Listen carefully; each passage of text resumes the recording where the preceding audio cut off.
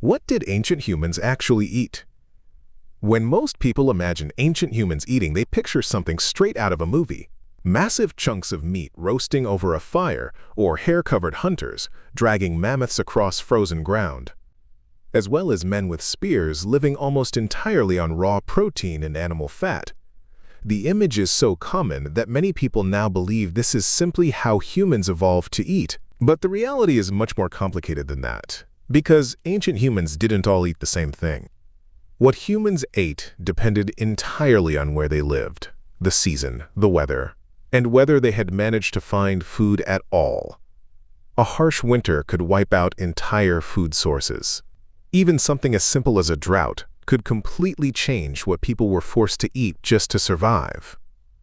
Today, food is everywhere. You can walk into a store and buy fruit that was grown on another continent, meat that was frozen for months, or snacks engineered by scientists to taste as addictive as possible. Ancient humans had none of this. Every calorie had to be found, hunted, dug up, gathered, or stolen from the environment around them. And yet, despite how brutal and unpredictable life was, humans managed to survive long enough to spread across almost every part of Earth. So what were ancient humans actually putting into their bodies all those thousands of years ago? Well, let's find out. But before we get into it, be sure to subscribe to the channel, because after this, you may never look at food the same way again. You see, for a long time, humans were not the terrifying apex predators we often imagine. Early humans were actually pretty vulnerable. They had no metal weapons, armor, or traps sophisticated enough to reliably bring down massive animals, and trying to fight something like a giant bison, a wild boar, or an angry mammoth up close was an extremely good way to get trampled to death and sent straight to caveman heaven. Hunting was dangerous, it was exhausting, and most importantly, it often failed. This meant that early humans likely spent a lot more time scavenging than most people realize. Instead of killing animals themselves, humans would sometimes follow predators and feed on whatever remained after the kill was abandoned. They would rush in, cut away whatever meat was left, and leave as quickly as possible before the real predators returned. And the most valuable part of the animal was often not the meat itself, it was the fat. Fat was calorie-dense, extremely valuable, and much harder to find in the wild than protein. Early humans especially prized things like bone marrow, because they were packed with nutrients and energy that could keep people alive during periods of starvation. Archaeologists have even discovered ancient animal bones covered in cut marks and impact fractures, suggesting humans deliberately smashed them open using stone tools. The goal was not just to strip meat from the carcass, but to crack the bones apart and reach the marrow hidden inside. Still, all of this happened on lucky days, cuz. Like I said earlier, the problem with relying on hunting is that humans fail. A whole lot. Even skilled hunter-gatherer groups could go days without bringing down a large animal. A hunt might involve tracking prey for hours across rough terrain, only for the animal to escape at the last second. Sometimes hunters were injured and returned empty-handed, and oftentimes the energy burned chasing food was greater than the calories gained from eating it. Plants, on the other hand, were usually much more reliable. They didn't run away or gore you with tusks or crush your ribs beneath their weight. And while plants may not have been as exciting as a successful hunt, they often kept ancient humans alive during the long stretches in between meat. For a long time, many people assumed ancient humans barely ate plants at all. But archaeological discoveries over the years have found ancient grinding stones with traces of plant material still embedded in them, suggesting humans were processing wild plants tens of thousands of years before farming was ever invented. They would rely on tubers buried beneath the soil, tough roots dug out with sticks and stones, wild berries hanging from bushes, nuts, seeds, mushrooms, figs, and wild grains growing naturally across forests and grasslands. Some of these foods were surprisingly important. Tubers in particular may have been one of the biggest survival foods in human history. They were packed with starch, relatively easy to gather, and grew underground where they were protected from many animals. Even today, some hunter-gatherer groups rely heavily on starchy root plants for calories. There is even evidence written directly into the human body itself. Humans produce an enzyme called amylase, which helps break down starch.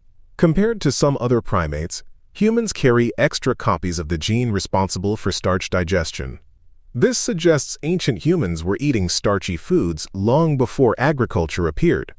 And depending on where they lived, some ancient populations may have eaten diets that were mostly plant-based. This completely changes the popular image of humans surviving entirely on meat. In reality, ancient humans ate whatever gave them the best chance of surviving another day, and very often, that food came out of the ground. And as unpleasant as it may sound, they really could not afford to be picky eaters. Ancient humans likely wasted almost nothing they found. From an animal carcass, for instance, the liver, heart, kidneys, and brain were considered some of the best parts of the animal. And while modern people often throw organs away, ancient humans may have fought over them. Even blood itself could be consumed for nutrients and calories. But it likely went even further than that. Ancient humans ate insects regularly.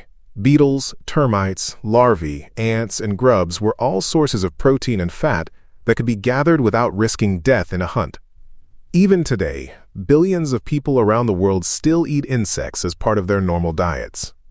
There is also evidence suggesting some ancient humans may have consumed partially rotten meat. At first this sounds horrifying, but hear me out. Before refrigeration existed, meat spoiled quickly, and in many cases humans may not have had the luxury of waiting for fresh kills. Some researchers believe early humans scavenging carcasses would have encountered meat already beginning to decompose, crawling with bacteria and insect larvae. To modern people, maggots covering a carcass feels disgusting, but to a starving human thousands of years ago, it was food. Fermented or aged meat may also have been consumed intentionally in colder regions where food was difficult to find. The smell would have been overwhelming, but when the alternative is starvation, disgust becomes much less important. Even the contents of an animal's stomach may not have gone to waste.